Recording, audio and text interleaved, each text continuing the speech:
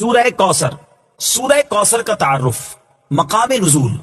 علامہ علی بن محمد خازن رحمت اللہ تعالی علیہ فرماتے ہیں سورہ کوثر جمہور مفسرین کے نزدیک مکیہ ہے اور بعض مفسرین کے نزدیک مدنیہ ہے. آیات، کلمات اور حروف کی تعداد. اس سورت میں 1 رکوع، 3 آیتیں، 10 کلمے اور 42 حروف ہیں. کوثر نام رکھنے کی وجہ، کوثر سے دنیا اور آخرت کی بے شمار خوبیاں مراد ہیں اور جنت کی ایک نہر کا نام بھی کوثر ہے. اس سورت کی پہلی آیت میں یہ لفظ موجود ہے، اس مناسبت سے اسے سورہ کوثر کہتے ہیں. سورہ کوثر کے مضامین. اس سورت کا مرکزی مضمون یہ ہے کہ اس میں اللہ تعالیٰ نے اپنے حبیب صلی اللہ تعالی علیہ وآلہ وسلم کی مدحت بیان فرمائی ہے اور اس میں یہ مضامین بیان ہوئے ہیں. نمبر 1، اس کی پہلی آیت میں اللہ تعالیٰ کے اس فضل و احسان کا بیان ہے جو اس نے اپنے حبیب صلی اللہ تعالی علیہ وسلم پر فرمایا. نمبر 2، دوسری آیت میں نبی کریم صلی اللہ تعالی علیہ وسلم سے فرمایا گیا کہ اللہ تعالیٰ کے فضل و احسان کے شکریے میں نماز پڑھتے رہیں اور قربانی کریں. نمبر 3، تیسری آیت میں فرمایا گیا کہ جو اللہ تعالیٰ کے حبیب صلی اللہ تعالی علیہ وآلہ وسلم کا دشمن ہے وہی ہر خیر سے محروم ہے. سورہ ماعون کے ساتھ مناسبت. سورہ کوثر کی اپنے سے ماقبل سورت ماعون کے ساتھ مناسبت یہ ہے کہ سورہ ماعون میں کافروں اور منافقوں کی جو صفات بیان کی گئیں ان کے مقابلے میں سید المرسلین صلی اللہ تعالی علیہ وآلہ وسلم کے اوصاف سورہ کوثر میں بیان کیے گئے. محرم کے مہینے میں امام علی مقام، امام عرش مقام، امام تشنا کام، امام حسین رضی اللہ تعالیٰ عنہ اور آپ کے شہزادوں کی پیاس کو یاد کرنے کا ایک طریقہ ہے کہ محرم الحرام میں روزے رکھے جائیں. جی ہاں، اس کے بڑے فضائل احادیث میں آئے ہیں. وہ کہا جاتا ہے نا، پیاسے رہو تو یاد کرو پیاس امام کی. اور اب محرم کے روزے رکھیں تو فضائل کتنے ہیں کہ سرکار دو عالم صلی اللہ تعالی علیہ وسلم فرماتے ہیں رمضان کے بعد محرم کا روزہ افضل ہے اور فرض کے بعد افضل نماز صلاۃ اللیل یعنی رات کے نوافل ہے.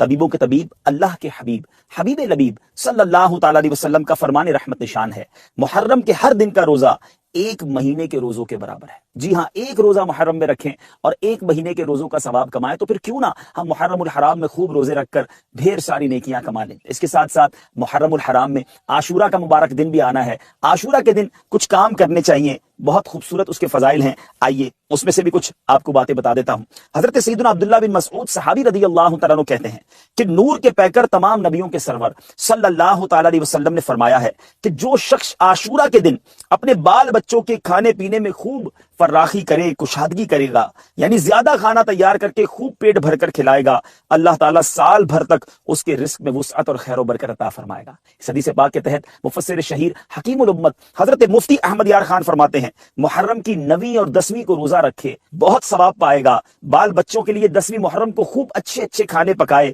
تو انشاءاللہ سال بھر تک گھر میں برکت رہے گی. بہتر یہ ہے کہ کھچڑا پکا کر حضرت شہید کربلا سیدنا امام حسین رضی اللہ تعالیٰ عنہ کی فاتحہ کرے کہ بہت مجرب یعنی بہت مؤثر اور آزمودہ ہے. اسی تاریخ یعنی 10 محرم الحرام کو غسل کرے تو تمام سال انشاءاللہ عز و جل بیماریوں سے امن میں رہے گا، کیونکہ اس دن آب زمزم تمام پانیوں میں پہنچتا ہے. عاشورہ کے دن ہو سکے تو سرما بھی لگائیں اور وہ بھی عصمت سرما لگائیں کہ نبی پاک علیہ الصلوۃ والسلام نے فرمایا جو شخص یوم عاشورہ عصمت سرما آنکھوں میں لگائے تو اس کی آنکھیں کبھی بھی نہ دکھیں گی. مدنی چینل دیکھتے رہیے، اس طرح کے پیارے پیارے مدنی پھول حاصل ہوتے رہیں گے. اللہ تعالی ہم سب کو محرم الحرام کی اور بالخصوص عاشورہ کی برکتیں نصیب فرمائے. قیامت کی نشانیوں کو 3 قسموں میں تقسیم کیا جاتا ہے. There are 3 types of signs of قیامہ. نمبر 1، پہلی وہ نشانیاں جو ظاہر ہو کر ختم ہو گئی، انہیں علامات بعیدہ کہا جاتا ہے، وہ آلریڈی کمپلیٹ ہو گئی اور ختم بھی ہو گئی. دوسری نشانیاں وہ ہیں جو ظاہر ہو کر ختم نہیں ہوئی بلکہ وہ کنٹینیو چلتی آ رہی ہے. اور تیسری نشانیاں وہ ہیں جو قیامت کے بالکل قریب ہوں گی اور ان کے مکمل ہونے کے بعد قیامت آ جائے گی. جی ہاں، یہ وہ نشانیاں ہیں کہ جیسی وہ کمپلیٹ ہوں گی قیامت آ جائے گی. آج کے پروگرام میں بیان ہونے والا جو کانٹینٹ ہے اور جو سچویشن ہے وہ یقیناً بہت سارے عاشقان اہل بیت کے لیے غمناک ہے، لیکن اس سے پہلے ہم آپ کو نبی پاک علیہ الصلوۃ والسلام کا ایک فرمان سناتے ہیں. میرے آقا علیہ الصلوۃ والسلام نے ارشاد فرمایا کہ یہودیوں نے ایک دن میں 45 نبیوں اور 170 صالحین کو قتل کر دیا تھا جو ان کو اچھی باتوں کا حکم دیا کرتے تھے. مزید یہ کہ اللہ پاک کے مشہور نبی جن کا ذکر قرآن پاک میں بھی موجود ہے، میری مراد حضرت یحییٰ علی نبینا علیہ الصلوۃ والسلام ہے، ان کا واقعہ کچھ اس طرح ہے کہ دمشق کے بادشاہ حداد بن حدار نے اپنی بیوی کو 3 بار ڈائیورس دے دی، 3 بار طلاق دے دی تھی. پھر وہ چاہتا تھا کہ بغیر شرعی طریقے کے وہ اس کو دوبارہ بیوی بنا لے. تو حضرت یحییٰ علیہ نبینا علیہ الصلوۃ والسلام سے فتویٰ طلب کیا تو آپ نے فرمایا کہ وہ تو تم پر حرام ہو چکی ہے. تو اس کی وائف کو یہ بات بہت سخت ناگوار گزری اور وہ حضرت یحییٰ علیہ الصلوۃ والسلام کے قتل کے در پہ ہو گئی. چنانچہ اس نے بادشاہ کو مجبور کر کے قتل کی اجازت حاصل کر لی، اور جبکہ وہ مسجد جبرون میں نماز پڑھ رہے تھے تو بحالت سجدہ حضرت یحییٰ علیہ الصلوۃ والسلام کو قتل کر دیا گیا. جی ہاں ناظرین، اللہ کے نبی کا قتل کیا گیا اور ایک تشت میں ان کا سر مبارک اپنے سامنے منگوایا گیا.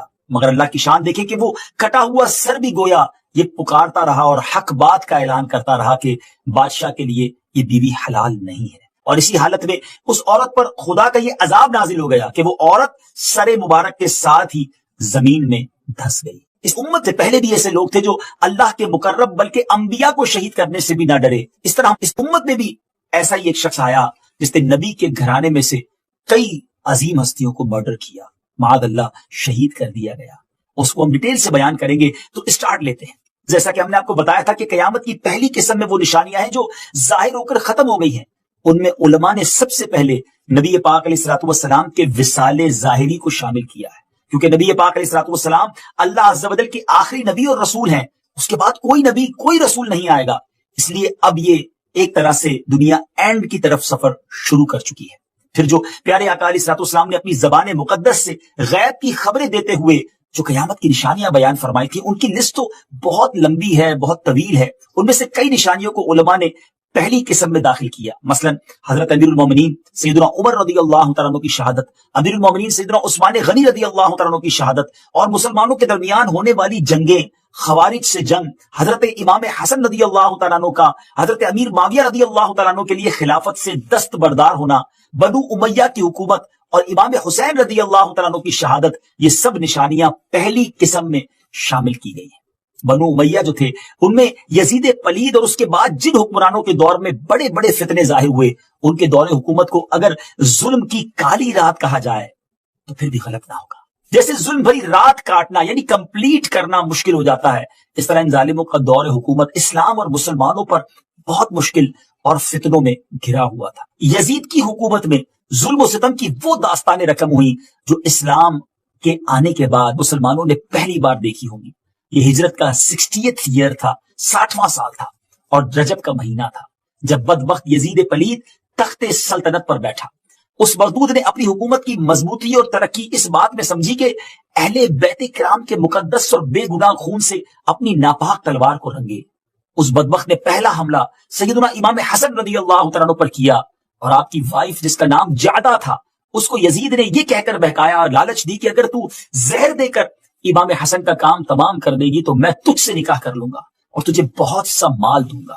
وہ بدبخت عورت، لالچی عورت، بادشاہ کی وائف بننے کے لالچ میں، بادشاہ کی زوجہ بننے کے لالچ میں حضرت امام حسن جو کہ نواسہ رسول ہیں، جو جوانان جنت کے سردار ہیں، ان کا ساتھ چھوڑ کر جہنم کی راہ پر چل پڑی.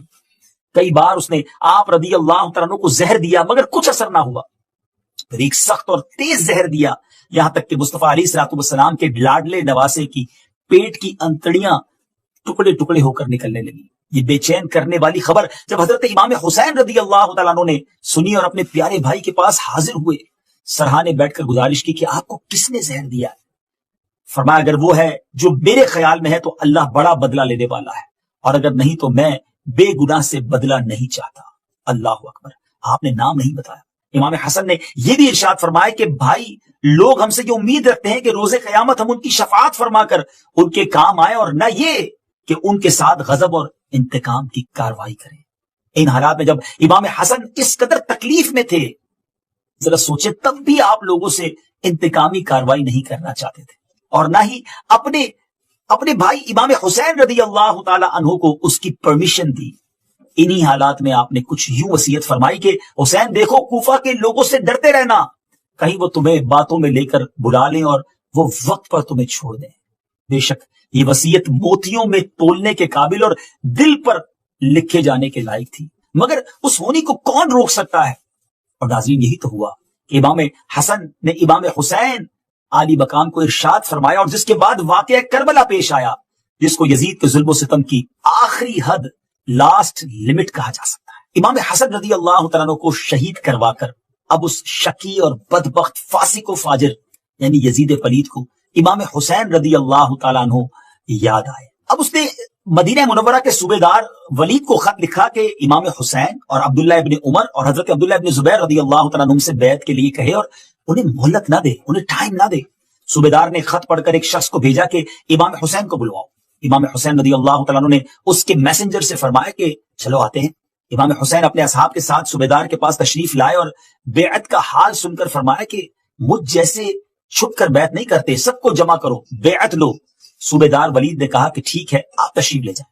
پھر صوبے دار ولید نے دوبارہ بلایا تو آپ نے فرمایا صبح ہونے دو، اور ساتھ ہی آپ نے ارادہ فرما لیا کہ رات میں ہی مکے کے ارادے سے فیملی کے ساتھ سفر فرمایا جائے گا۔ آپ روضہ رسول پر حاضر ہوئے اور سلام پیش کیا۔ ناظرین، یہ شعبان کی چوتھی رات تھی، the fourth night of شعبان، اور اس کا بھی اکثر حصہ گزر چکا تھا۔ سب لوگ اپنے مکانوں میں سو رہے تھے، اور ہاں، خاندان نبوت کے مکانوں میں لوگ جاگ رہے تھے۔ سفر کا سامان باندھا جا رہا تھا۔ حضرت امام علی مقام مسجد نبوی شریف سے باہر تشریف لائے اور قافلہ سوئے مکہ روانہ ہو گیا۔ آنکھیں اشکبار تھی وہ لوگ جو مدینے میں پیدا ہوئے تھے۔ امام حسین کی ولادت بھی مدینے میں ہوئی، نانا جان کا روضہ بھی یہی ہے، اور آج اس نبی پاک کے خاندان کو مدینہ چھوڑنا پڑ رہا ہے۔ یہ کیسی رات ہوگی، یہ فرقت کا کیسا لمحہ ہوگا۔ اب دوسری طرف جب اہل کوفہ کو یزید خبیث کے تخت نشینی اور امام حسین سے بیعت طلب کیے جانے اور امام حسین مدینہ چھوڑ کر مکے تشریف لے آنے کی خبریں پہنچی تو ان لوگوں نے آپس میں مشورہ کیا اور امام حسین رضی اللہ تعالیٰ کو خط لکھے کہ آپ ہمارے یہاں تشریف لائیں اور ہم کو یزید کے ظلم سے بچائیں، ہم آپ کی بیعت کریں گے۔ ناظرین، یہ ایک دو لیٹرز نہیں تھے، 150 لیٹرز، 150 لیٹر جمع ہو جانے پر امام رضی اللہ تعالیٰ نے تحریر فرمایا کہ میں اپنے چچا زاد بھائی مسلم بن عقیل رضی اللہ تعالیٰ کو بھیجتا ہوں، اگر یہ تمہارا معاملہ ٹھیک دیکھ کر اطلاع دیں گے تو ہم بھی جلد تشریف لے آئیں گے۔ اب حضرت مسلم رضی اللہ تعالیٰ کوفہ بھیجے گئے، اور جب وہاں آپ پہنچے تو کوفے والوں نے امام رضی اللہ تعالیٰ کو مدد دینے کا وعدہ کیا، بلکہ 18,000 داخلے بیعت بھی ہو گئے، اور حضرت مسلم کو اپنی باتوں سے یہاں تک مطمئن کروا دیا، سیٹسفائی کروا دیا کہ حضرت مسلم بن عقیل رضی اللہ تعالیٰ نے امام حسین کو ایک لیٹر لکھا اور بتایا کہ حضور کوفی جو ہے وہ میرا انہوں نے استقبال بھی کیا، بڑی تعداد میں بیعت بھی کر لی ہے، تو آپ اب کوفہ آ جائیے۔ دوسری طرف یزید پلید کو کوفیوں نے خبر دی کہ حسین رضی اللہ تعالیٰ نے مسلم بن عقیل رضی اللہ تعالیٰ کو بھیجا ہے، اور کوفہ کے جو حاکم ہیں نعمان بن بشیر ان کے ساتھ نرمی کا برتاؤ کر رہے ہیں، اگر کوفے کا نظام سنبھالنا ہے تو کوئی زبردست، دوسرے لفظوں میں کہا جائے کہ ظالم حکمران بھیجا جائے۔ اس نے عبداللہ ابن زیاد کو حاکم بنا کر روانہ کیا اور کہا کہ مسلم رضی اللہ تعالیٰ کو شہید کرے یا کوفے سے نکال دے۔ اس نے کوفہ پہنچتے ہی امام مسلم کو گرفتار کروایا اور شہید کر کے ان کا سر مبارک یزید کے پاس بھجوا دیا۔ اس واقعے سے بے خبر امام حسین رضی اللہ تعالیٰ نے ذوالحجہ